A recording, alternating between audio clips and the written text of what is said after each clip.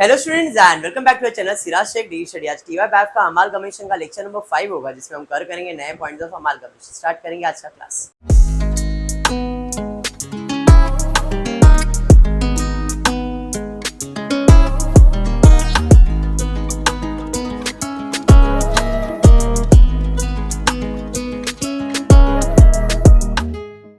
अच्छा, अमालगमेशन में if you remember मैंने आपको बताया था, अमालगमेशन जब दो कंपनी मिलती है, एक नया कंपनी फॉर्म होती है, या तो एक कंपनी दूसरी कंपनी को टेक ओवर करती है, या एक ही दोनों कंपनी सिमिलर नेचर के इंटरनली रिकंस्ट्रक्शन करती है और अमालगमेशन कर देती है। बराबर है कि नहीं? कहीं ना कहीं अमालगमेशन में फर्स्ट पॉइंट ऑफ व्यू जो अपन ने चालू किया, उसमें क्या होगा, दो कंपनी होगा, उसको टेक ओवर करने के लिए एक नया कंपनी आएगा, उसके मालिक को पैसा देगा, इसके मालिक को पैसा देगा, बोलेगा तेरा बिजनेस मुझे दे दे, और बाद में ये एक नया कंपनी चालू कर देगा। ऐसा ही कुछ किया हुआ है, याद है? हाँ, प्रोसेस की बात करूं तो अगर मैं ओल्ड कंपनी के पॉइंट ऑफ व्यू से बात करूं तो ओल्ड कंपनी में लेजर और जर्नल एंट्री दोनों आता था, जो कि हमने पिछले लेक्चर्स में किया हुआ है। लेजर और जर्नल एंट्रीज मैंने ओल्ड कंपनी का किया है, याद है ना? हाँ, आज हम करने जा रहे हैं journal entry of new company. मतलब आज के क्लास में हम नए कंपनी पे फोकस करेंगे, पुराने कंपनी पे नहीं। क्वेश्चन में क्या बोला है?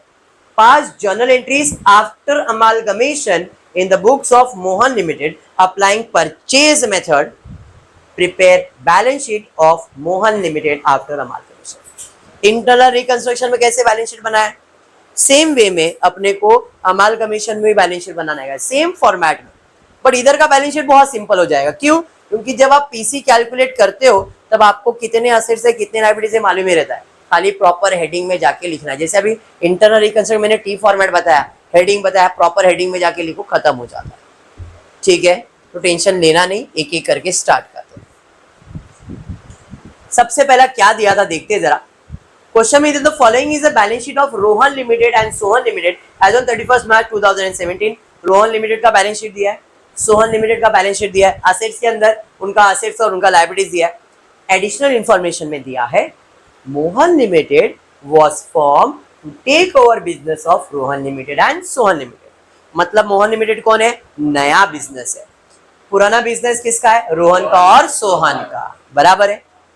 With an authorized capital of rupees 30 lakhs consisting of 20,000 13% preference shares of 100 each and 1 lakh equity shares of 10 each। 1 lakh into 10 करोगे तो 10 लाख का इक्विटी शेयर है, और 20,000 इंटू 100 करोगे तो 20 लाख का प्रेफरेंस है। इस मिला के टोटल मिला के 30 लाख उनका ऑथराइज कैपिटल। उनका मतलब किसका? मोहन लिमिटेड का। इसका कुछ करते हैं क्या? नहीं, ये प्रेजेंटेशन में काम आएगा कि हम लोग जब शेयर कैपिटल लिखेंगे तो उसमें लिखेंगे ऑथराइज कैपिटल कितना, 30 लाख, जिसमें इक्विटी शेयर इतना, प्रेफरेंस है। खाली इंफॉर्मेशन प्रेजेंटेशन, कोई जर्नल एंट्री नहीं, कुछ नहीं। आगे दिया है the term of amalgamation is 9% preference share holder of both the companies. Preference share holder मतलब ओनर, तो ये ओनर के बारे में बोल रहा है कि 9% preference share holder of the both the companies are issued equal number of 13% preference shares of Mohan limited at a price of 125। मैं गया रोहन के प्रेफरेंस शेयर होल्डर के पास, मैं यानी कि मोहन गया रोहन के प्रेफरेंस शेयर होल्डर के पास और सोहन के प्रेफरेंस शेयर, और उनको बोला तुम्हारे पास कितने शेयर्स है? बोला हमारे पास 6 लाख है। एक शेयर का वैल्यू से मतलब मेरे पास 6,000 शेयर्स है, और इसके पास कितने शेयर्स है? 9,000 शेयर्स है। मैंने उनको बोला तुम्हारे 6,000 के बदले में 6,000 शेयर्स ही दूंगा। बट वो कितना परसेंट था? 9%। मेरे कंपनी में कितना परसेंट होगा? 13%। वो था 100 रुपए का, अब हो जाएगा 125 का। मतलब ये तो पीसी है, लमसम अमाउंट। मैंने सीधा सीधा मालिक से बात किया, उसके असेट्स और लायबिलिटीज का पूछा भी नहीं। मैंने उसके मालिक को क्या बोला, भाई एक काम कर, जितना तेरे पास शेयर है उतने शेयर्स में तेरे को दे रहा हूं, खाली फर्क क्या है, तेरे को 100 रुपया था, आज मैं तेरे को कितना दूंगा? 125 रुपया। मेरे 9% था, अब 13% डिविडेंड मिल जाएगा। समझ में आया? तो this is a part of PC, Rohan के लिए भी और सोहन के लिए। Mohan limited will issue 4 equity shares for 3 equity shares of Rohan limited and 4 equity shares for 5 equity shares of Sohan limited. उसने उनके मालिक से भी बात किया, इक्विटी शेयर होल्डर को बोला, क्या बोला रोहन के इक्विटी शेयर होल्डर को कि मैं तेरे को 4 इक्विटी शेयर दूंगा मेरे कंपनी का, अगर तेरे पास कितने इक्विटी शेयर है? 3। तो जितना भी रहेगा मल्टीप्लाई कर, जितना आ रहा है उतना मैं तेरे को इक्विटी शेयर्स दूंगा मेरे कंपनी का, ये भी पीसी होगा। इसे लमसम अमाउंट कहते हैं। समझ में आया क्या? तो भाई रोहन को भी बोल दिया है, सोहन को भी बोल दिया, the shares to be issued at 35।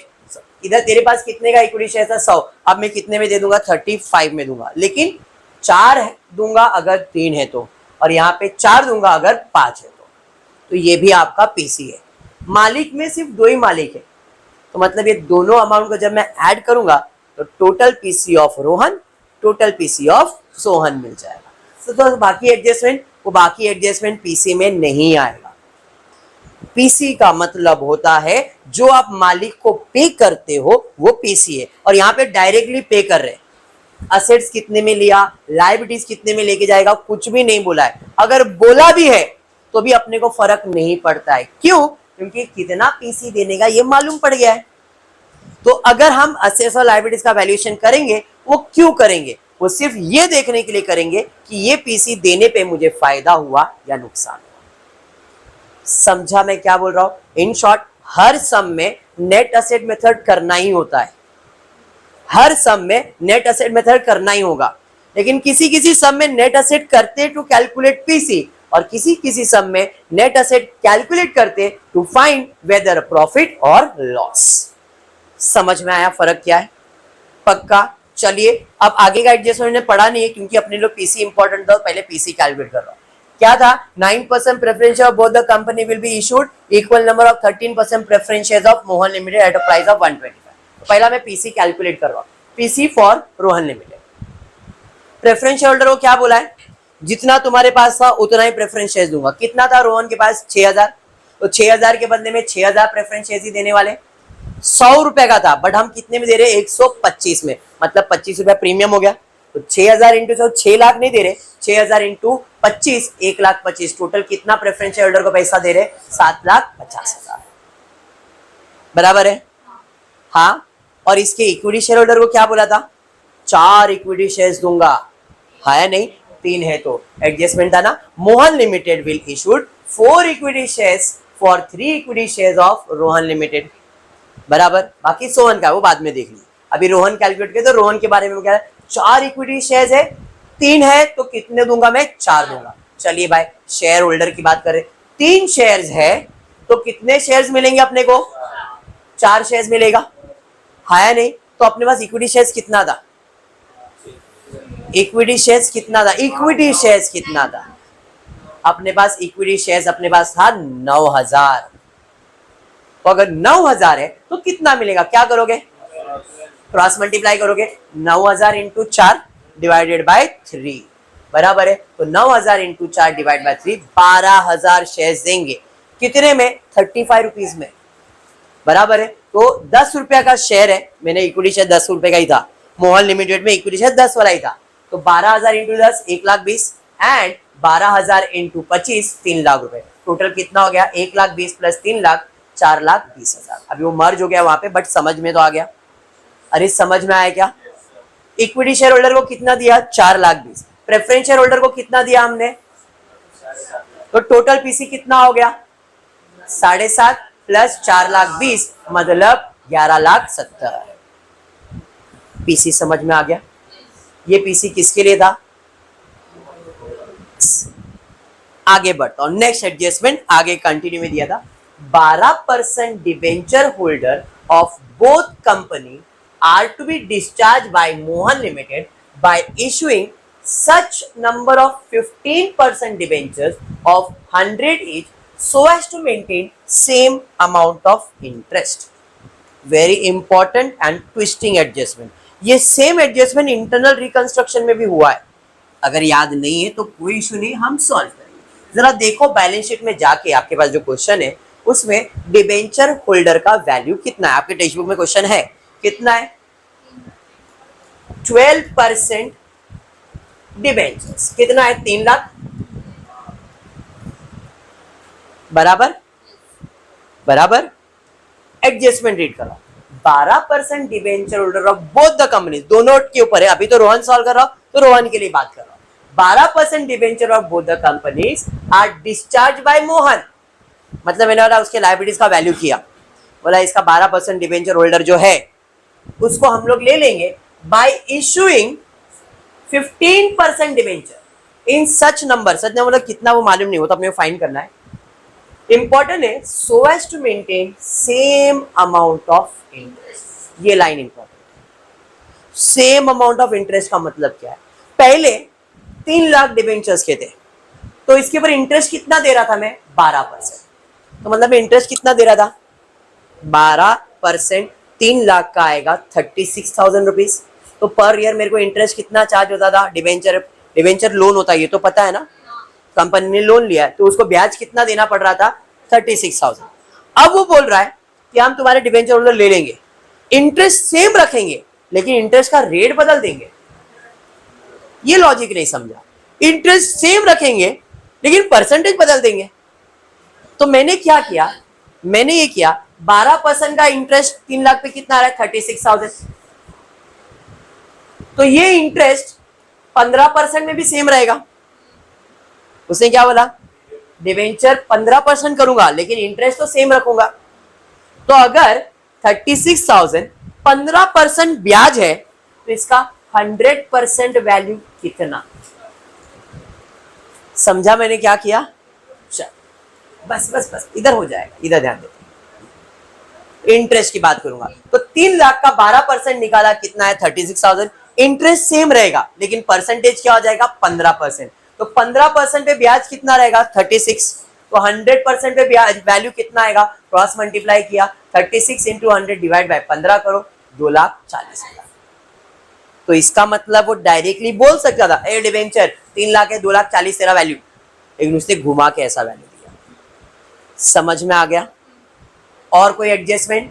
Mohan limited agree to take over all the assets and liabilities at book value except, कुछ नहीं बड़ा हो गया और क्या है ये ले।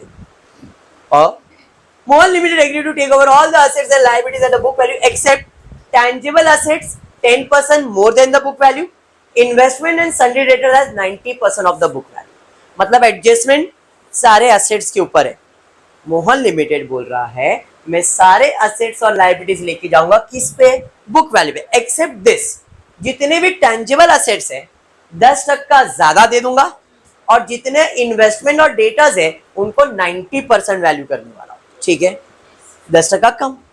तो अब करना क्या है? अगर आपको याद हो नेट असेट का फॉर्मेट बनता था, एनएवी करते थे ना अपन, असेट्स माइनस लायबिलिटीज करते थे। तो एक एक करके पहले सारे असेट्स के ऊपर एडजस्टमेंट। पहला है जितने भी टेंजिबल असेट्स है 10% ज्यादा।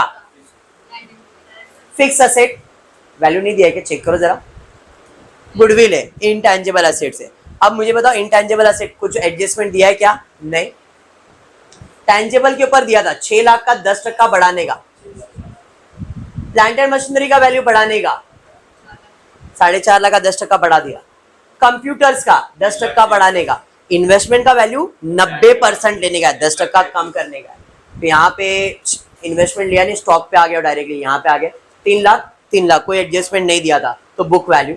डेटर्स का वैल्यू बोला है 10% कम करने, तो 1.5 लाख का 10% कम कर लिया है। बिल रिसीवेबल 75,000 जैसा दिया वैसे ही, और कुछ है क्या? नहीं। बैंक बैलेंस जैसा है वैसे ही। इन्वेस्टमेंट 1,50,000 10% वैल्यू कम कर दिया, ऊपर लेने का था नीचे आ गया तो 10% वैल्यू कम कर दिया। क्लियर है? अब देखो लैंड एंड बिल्डिंग हो गया, प्लांट एंड मशीनरी का, सारे फिक्स एसेट ऊपर हो गए। हाँ, बाकी सबको बुक वैल्यू पे लिया जिसपे एडजस्टमेंट नहीं था। डेटर्स और इन्वेस्टमेंट को 10% कम करके लिया है। ठीक है? हाँ, और कोई है क्या? नहीं। इसका टोटल लिया 23,25,000 असेट्स हो गया। इसके लायबिलिटीज की बात करता हूं तो लायबिलिटीज में बिल्स पेबल है, क्रेडिटर्स है, टर्म लोन है, डिवेंचर्स का नया वैल्यू मालूम है 2,40,000। प्रॉफिट एंड लॉस नहीं आएगा, export reserve, revaluation, general reserve जो लायबिलिटीज में आ जाते। सबसे पहला लायबिलिटीज में 15% डिवेंचर होगा अभी, बट उसका वैल्यू कितना होगा? 2,40,000 किया ना वर्किंग। उसके बाद term loans 1,50,000, sundry creditors 2,25,000, bills payable 30। Clear है क्या? अरे हाँ, टोटल लिया 6,45,000। डन। असेट्स माइनस लायबिलिटी तो अपने को मिलेगा पीसी। हम लोग ऐसे ही कैलकुलेट करते थे। तो इसका पीसी कितना आया? 16,80,000। मैंने इसका बिजनेस कितने में खरीदा है? पीसी कितना है बाबा इसका? 11,70,000। जबकि इसका बिजनेस का वैल्यू कितना है 16 लाख का बिजनेस खरीदा कितने में 11,70,000। फायदा है कि नुकसान? लॉस है। रोहन लिमिटेड का बिजनेस का वैल्यू, रोहन का 16 लाख बिजनेस है, मैंने रोहन को दिया कितना 11 लाख। रोहन के पॉइंट ऑफ व्यू से नहीं, मोहन के पॉइंट ऑफ व्यू से सोचने का है, तो मेरे लिए तो प्रॉफिट है, और जो भी प्रॉफिट है वो कहां जाएगा कैपिटल रिजर्व में। लॉस है तो गुडविल, प्रॉफिट है तो कैपिटल रिजर्व। अब आपके दिमाग में एक सवाल आना चाहिए, सर आपने गुडविल क्यों नहीं लिखा? यहाँ पे गुडविल क्यों नहीं लिखा? गुडविल नहीं लिखने का रीजन ये था, यहाँ पे पीसी का वैल्यूएशन लमसम अमाउंट था। अब जब लमसम अमाउंट था तो मेरे को उसकी गुडविल से कोई लेन देन है क्या? नहीं। लेकिन अगर ये नेट असेट मेथड होता तो अपन उसका गुडविल वैल्यूएशन लेते। फर्क समझ में आया? क्योंकि यहाँ पे बैलेंसिंग फिगर जो होता है वो या तो गुडविल होगा या तो कैपिटल रिजर्व होगा। अंडरस्टूड? यस। तो अब यहाँ पे पीसी आया 11,70,000, तो अपने वो कैपिटल रिजर्व कितने का हो गया 5,10,000। ये हो गया रोहन लिमिटेड। रोहन लिमिटेड का पीसी का कैलकुलेशन, डिबेंचर का कैलकुलेशन और सारे एसेट्स और लायबिलिटीज का वैल्यूएशन डन। सेम अब बात करेंगे सोहन लिमिटेड के लिए। तो सेम एडजस्टमेंट प्रेफरेंस शेयर्स के ऊपर था।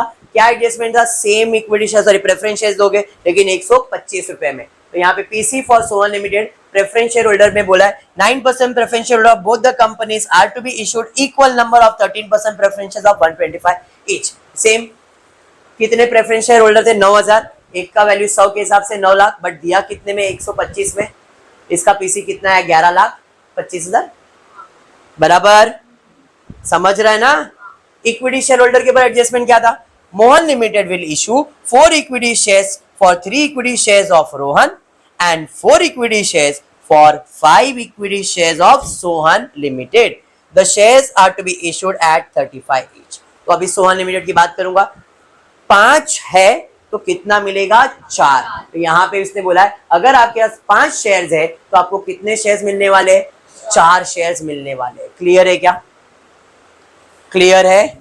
मेरे पास कितने इक्विटी शेयर्स है जरा चेक करो बैलेंस शीट के अंदर। 15,000। तो 15,000 है तो कितने शेयर्स मिलेंगे? क्रॉस मल्टीप्लाई किया 15,000 इंटू 4 डिवाइड बाय 5 कर दिया, 12,000 आ जाएगा बराबर है। मतलब कितने इक्विटी शेयर्स देने के 12,000, बट कितने में 35 में। तो 12,000 into 10 1,20,000 and 12,000 into 25 3 lakh. Total equity share holder को कितना देने का? 4,20,000। बात समझ में आया? हाँ बोल। 25 रुपया प्रीमियम है, 10 रुपया उसका capital face value. Done. Total PC कितना? 11,25,000 प्लस 4,20,000 बराबर। तो सोहन लिमिटेड का पीसी कितना है? 15,45,000। फिर एडजस्टमेंट डिबेंचर होल्डर पे था, 12% के जगह पे 15% सेम इंटरेस्ट बराबर। तो अब इसका डिबेंचर कितना है जरा देखो, 4.5 लाख है। तो 4.5 लाख पे 12% कैलकुलेट किया कितना आता है? 54। तो अभी इंटरेस्ट 54 ही रहेगा लेकिन परसेंटेज कितना हो जाएगा? 15%, जैसे इधर किया था आपने। तो यहाँ पे 15% का इंटरेस्ट कितना है? 54। तो 100% वैल्यू कितना? क्रॉस मल्टीप्लाई किया, इसका वैल्यू कैलकुलेट किया, आपको कितना आ रहा है? तो 15,000 इंटू 54,000 इंटू 100 डिवाइड बाय 15 किया 3,60,000। तो डिबेंचर का वैल्यू कितना आएगा? 3,60,000। ठीक है पक्का। दोनों के असेट्स के ऊपर एडजस्टमेंट था, सब बुक वैल्यू पे एक्सेप्ट टेंजिबल असेट 10% ज्यादा, इन्वेस्टमेंट और डेटर्स 90% वैल्यू पे बराबर। चलिए land and building Sohan limited अब कितना है? अभी इधर गुडविल दिया हुआ है, गुडविल ले रहे हैं क्या अपन? नहीं। लैंड एंड बिल्डिंग था 7,50,000, 10 लाख 10% बढ़ा देने का है। देखो देखो 10% बढ़ाया मतलब 75,000 बढ़ाया ना, तो 75% बढ़ा के लिख दिया। 6 लाख में 10% बढ़ा दिया, 6,60,000। इन्वेस्टमेंट बाद में कर रहा हूँ, इसके बाद एक कंप्यूटर 4.5 लाख में सेम वैल्यू। अरे टैंजिबल एसेट 10% बढ़ाने का ना, तो 45,000 ऐड कर देंगे इसके अंदर, 4,95,000। इन्वेस्टमेंट बाद में ले रहा हूँ, बाद में क्या है? स्टॉक। स्टॉक कितना है? 4.5 लाख। इसके ऊपर कोई एडजस्टमेंट दिया था क्या? नहीं। जैसा दिया है वैसे लिख दोगे। डेटर्स 90% वैल्यू पे लेने का डेटर्स है क्या इसके पास? है। तो 90% वैल्यू मतलब 2,70,000 हो जाएगा, 10% कम ना, 2,70,000 हो जाएगा। बिल रिसीवेबल पे कोई एडजस्टमेंट था क्या? नहीं। 1.5 लाख है, 1.5 लाख दी दिया। बैंक बैलेंस है, बैंक बैलेंस है। इन्वेस्टमेंट 10% कम करने का है, 1,50,000 का 15,000 कम कर दोगे 1,35,000। सारे एसेट्स हो गए। गुडविल क्यों नहीं लिखा? समझ में आ गया है पक्का। टोटल ले लिया असेट्स। लायबिलिटीज के अंदर डिबेंचर कितना आएगा? डिबेंचर का वैल्यू इधर, उसका डिबेंचर का वैल्यू कितना है? देखो डिबेंचर है 4.5 लाख, बट अपन उसका वैल्यू कितना लिखेंगे? 3,60,000। तो भाई डिबेंचर का वैल्यू 3,60,000। टर्म लोन वगैरह है क्या? हाँ टर्म लोन है 75,000। फिर उसके बाद क्रेडिटर्स है 1,80,000, फिर बिल्स पेबल वगैरह कुछ है क्या? नहीं। सिक्योर्ड लोन नहीं, किधर है बिल्स पेबल? यहाँ पे 45,000 बिल्स पेबल। और कुछ आएगा क्या? Export reserve, general reserve, equity, preference share, profit कुछ नहीं आने वाला, बराबर है। टोटल ले लिया 1,64,000। असेट माइनस लायबिलिटीज करोगे तो इसका पीसी आया 27 लाख, जबकि हमने उसका बिजनेस खरीदा कितने में? मतलब इधर भी प्रॉफिट हो गया, जो प्रॉफिट हुआ किधर जाएगा? कैपिटल रिजर्व में। डन। अगर ये लमसम अमाउंट नहीं दिया रहता तब इसका पीसी कैसे कैलकुलेट करते? जो जो एडजस्टमेंट दिया वो एडजस्टमेंट इधर सॉल्व करते, असेट माइनस लायबिलिटी, तो ये उसका पीसी बन जाता। समझ में? इसमें गुडविल रहता, समझ में? ऐसे सिचुएशन में गुडविल लेना ही पड़ता भाई। उसका गुडविल है, वो बोलेगा भाई मेरा गुडविल रेपुटेशन है, वो तो चाहिए, तो गुडविल लिखते हैं अपन। फर्क समझ में आया? हाँ या नहीं? तो ये हो गया आपका पीसी रोहन सोहन का, बट अपने को मोहन लिमिटेड सॉल्व करने का, ओल्ड कंपनी नहीं। तो अब क्या करोगे? क्या क्या एसेट से सबका टोटल ले लेंगे हम, सब एसेट जितने भी उसका टोटल लिया, जितने लायबिलिटीज है उसका टोटल लिया। अब ये कैपिटल है, ये उसका पीसी है, और ये उसका रिजर्व है। रिजर्व इसका टोटल नहीं किया, बट आपको इसका टोटल कर देगा। डन। मतलब जब बैलेंस शीट बनेगा तो ये सब असेट्स में जाएगा और ये सब लायबिलिटीज। बैलेंस शीट बन गया, टैली हो जाएगा। डन है? पक्का? 100%। चलिए अब एंट्रीज की बात करते, जर्नल एंट्रीज की। लास्ट है journal entries for the new company, क्योंकि अब तक हमने ओल्ड कंपनी किया था, आज न्यू कंपनी। कौन सा मेथड था मालूम है? Purchase method. अगर आपने ध्यान से सुना रहेगा तो एडजस्टमेंट में लास्ट लाइन पे दिया था परचेज मेथड। परचेज मेथड बोला है तो पहला एंट्री आएगा बिजनेस खरीदने की एंट्री। बिजनेस खरीदेंगे और फिर बिजनेस में क्या खरीदोगे उसकी एंट्री आएगी, दो एंट्री। अगर परचेज मेथड नहीं बोला है तो असेट्स खरीदो, लायबिलिटीज खरीदो, पीसी पे करो, खत्म हो गया। न्यू कंपनी के अंदर सिर्फ और सिर्फ देखने जाओ तो दो ही एंट्री होता है, एक असेट्स और लायबिलिटीज खरीदने की एंट्री होती है और दूसरा पीसी पे करने की एंट्री, खत्म। बट अगर बिजनेस परचेज मेथड आया है तो पहले बिजनेस परचेज करो, फिर बिजनेस में क्या क्या परचेज करे हो उसकी एंट्री पास करो, एंड देन पीसी पे करो। क्लियर? तो बिजनेस परचेज कर रहे तो इसकी जर्नल एंट्री क्या आने वाली? Business purchase account debit. किसका बिजनेस परचेज किया है? रोहन एंड सोहन। तो इसे कहते हैं to liquidator of Rohan limited, to liquidator of Sohan. अब यहाँ पे रोहन आया बट आपको सोहन लिखना है। कितना? तो भाई इसका है 11,70,000 और इसका है 15,45,000। टोटल किया कितने में बिजनेस खरीदा? 27,15,000। समझ में आया क्या? Being business purchase new company. Clear है? हाँ। अब बिजनेस में एक एक करके परचेज करते। पहले हमने रोहन लिमिटेड, ये वैल्यू, रोहन का इतना असेट्स खरीदा, रोहन का इतना लायबिलिटीज खरीदा, इतना उसको पीसी दिया और इतना मुझे कैपिटल रिजर्व हुआ, बराबर है। तो एक एक करके सब एंट्रीज पास करते। भाई हमने बिजनेस खरीदा, क्या क्या खरीदा? Land and building. कितने में खरीदा? असेट है ना, डेबिट में जाएगा। फिर प्लांट एंड मशीनरी, फिर इन्वेस्टमेंट, फिर कंप्यूटर, फिर स्टॉक, फिर डेटर्स, फिर बिल रिसीवर, फिर बैंक बैलेंस। और कुछ है क्या? नहीं। सारे असेट्स आ गए। हाँ। लायबिलिटीज में क्या क्या लायबिलिटीज लिया है? 12% नहीं, 15% डिबेंचर्स। बट अभी मैंने 12% लिखा है। मेरे कंपनी में जब वो डिबेंचर आएगा तो मैं उसको कितना परसेंट करने वाला हूँ? 15%। उसका जब बिजनेस डिबेंचर लिया था उसका वैल्यू कितना था? 12% ही था ना। तो ये असेट्स और लायबिलिटीज उसके बुक का है, वैल्यू मेरा है बट उसका डिबेंचर है। मेरे कंपनी में आने के बाद ये 12% को मैं कितना करने वाला हूँ? 15%। तो 12% debenture 2,40,000, to term loan 1,50,000। Clear है? उसके बाद क्रेडिटर्स 2,25,000, उसके बाद बिल्स पेबल 30। समझा ये? हाँ। 100%। असेट्स माइनस लायबिलिटीज और पीसी लिक्विडेटर को कितना देने का है? 11,70,000। तो यहाँ पे लिखूंगा टू बिजनेस परचेज कितना? 11,70,000। समझा ये? नॉर्मल केस में जब बिजनेस परचेज मेथड नहीं होता है तो यहां से चालू होता है, सारे असेट्स सारे लायबिलिटी, बट यहाँ पे बिजनेस परचेज नहीं लिखते। अगर बिजनेस परचेज मेथड नहीं होता तो ऐसी एंट्री आती, asset liabilities to business purchase नहीं, यहाँ पे लिखते to liquidator of Rohan limited. बस ये फर्क है, एंट्री सब वही रहेगा। बिजनेस परचेज में ये एंट्री ऐड होता है। अगर ये बिजनेस परचेज नहीं होता, असेट लायबिलिटीज टू लिक्विडेटर लिखते हैं। यहाँ पे अपने को हुआ है कैपिटल रिजर्व, कितने का हुआ है? 5,10,000। तो टू कैपिटल रिजर्व 5 लाख 10। अगर यहाँ पे लॉस होता तो डेबिट साइड पे गुडविल लिखते। समझ में आया एंट्री? समझा? तो रोहन लिमिटेड का असेट्स खरीद लिया, लायबिलिटीज खरीदा, तो एंट्री है पहले असेट्स खरीदो, लायबिलिटीज करो, उसके बाद पीसी पे करो। पीसी में उसने क्या क्या पे किया है? इक्विटी शेयर होल्डर को पैसा दिया है, प्रेफरेंस शेयर होल्डर को पैसा दिया है, हाँ या नहीं? और खाली पैसा नहीं, प्रीमियम भी दिया है, बराबर है। तो एक एक करके पीसी पे करेंगे। पहले लिक्विडेटर को पे करें, तो लिक्विडेटर रोहन अकाउंट डेबिट कितना देने का? 11,70,000। 11,70,000 में इक्विटी शेयर भी है, प्रेफरेंस शेयर भी है, तो इक्विटी शेयर को कितना दिया? 1,20,000। कैसे आपने कैलकुलेट किया था? 1,20,000। बाकी प्रीमियम था, प्रेफरेंस शेयर होल्डर को कितना दिया है? 6,25,000 रुपया प्रीमियम था उधर। कैपिटल वैल्यू में लिखा और प्रीमियम वैल्यू में लिखा। दोनों प्रीमियम को हमने ऐड किया है, इक्विटी का भी और प्रेफरेंस का भी। जो वर्किंग बनाया उसके अंदर आपको मिलेगा ये। डन? समझा? हो गया एंट्री। बट डिबेंचर की भी एंट्री आने वाली है। 12 की जगह पे कितना होने वाला है? 15। डिबेंचर आया था क्रेडिट, कैंसिल होगा तो क्या आएगा? डेबिट। टू उसके बदले में क्या आएगा? 15% डिबेंचर। यहाँ पे 12% debenture account debit to 15% debenture 2,40,000। ये हो गया रोहन लिमिटेड का न्यू कंपनी का एंट्री। न्यू कंपनी में अगर बिजनेस परचेज नहीं बोला रहता, असेट्स और पीसी पे करो, खत्म। ये एडजस्टमेंट था इसलिए कि अगर ये एडजस्टमेंट नहीं होता तो जर्नल एंट्री इतना ही आता। डन है? सेम एंट्री अभी अपने को किसके लिए करने का है?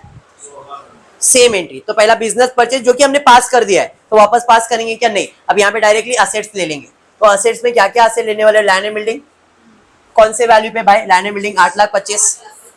फिर उसके बाद प्लांट एंड मशीनरी, फिर कंप्यूटर्स, स्टॉक, इन्वेस्टमेंट, जो भी है जितने असेट्स है सब असेट्स लिख देंगे, बराबर है। सारे असेट्स जो आपने वैल्यूएशन लिया वो लिख दिया मैंने। लाइबिलिटीज में debentures, term loan, creditors, bills payables सब आ जाएगा। तो 12% डिबेंचर्स, टर्म लोन आ गया, क्रेडिटर्स आ गया, बिल्स पेबल आ गया। और कुछ है क्या? नहीं। उसके अलावा बिजनेस खरीदा है, बिजनेस परचेज मेथड है, तो बिजनेस परचेज यहाँ पे आ जाएगा टू बिजनेस परचेज। समझ में आया क्या? अगर बिजनेस परचेज नहीं रहेगा तो यहाँ पे क्या आएगा? लिक्विडेटर। अंडरस्टूड? फायदा हुआ कि नुकसान? भाई इधर फायदा हो रहा है, कैपिटल रिजर्व हो रहा है, तो टू कैपिटल रिजर्व 11,55। समझा? जितना डेबिट है उतना क्रेडिट होगा, टैली करके चेक करना। अगर आप कैपिटल रिजर्व नहीं लिखोगे तो टैली नहीं होगा। क्लियर है? पक्का? तो बिजनेस परचेज हो गया। अब इनको पेमेंट करेंगे। किनको पेमेंट करेंगे? लिक्विडेटर को। तो लिक्विडेटर का क्रेडिट पे करने के लिए कर दूंगा डेबिट। तो लिक्विडेटर ऑफ सोहन लिमिटेड लिखना है यहाँ पे। और रोहन ने सोहन लिमिटेड कितना देने का? 15,45। क्या क्या दिया? इक्विटी शेयर्स दिया, प्रेफरेंस शेयर्स दिया और प्रीमियम दिया। इक्विटी शेयर्स कितना दिया? 12,000 मतलब 1,20,000।